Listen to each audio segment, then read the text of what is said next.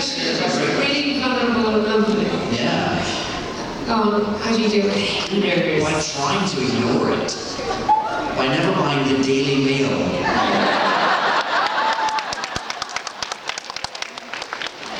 They're a bunch of haters. Yeah. By never reading the comments under online articles.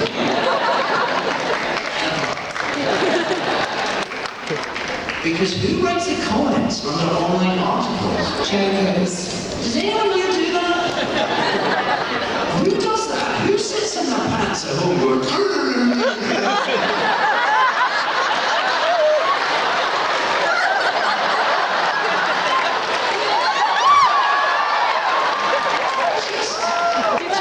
Please, yes. Did you read the reviews for okay, for instance, you stepped into Doctor Who. Did you read the initial reviews about your portrayal? I don't read any of that stuff. No? No. I don't touch anything with that, like none of that Daily Mail, none of that stuff. I've definitely flirted with it in the past and then burned. Because I find it really hard to cope with, and that's what you were talking about. I find negativity very sort of hard to deal with. I'm not emotionally able to cope with it. So like David said, I think you've got to try and narrowly avoid that. And online is particularly hard, especially for kids your age. Yeah, I mean it's horrific what you guys sort of put yourself through and then what you experience, you know, it's hardcore. I just think you need to surround yourself with a good bunch of people and tell yourself you're great as often as possible without it being inappropriate.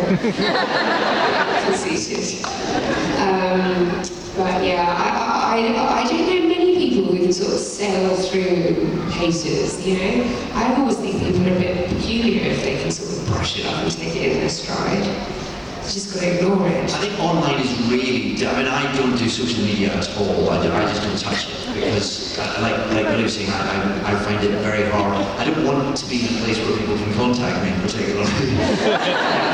And I think online is difficult because any nutter can see anything.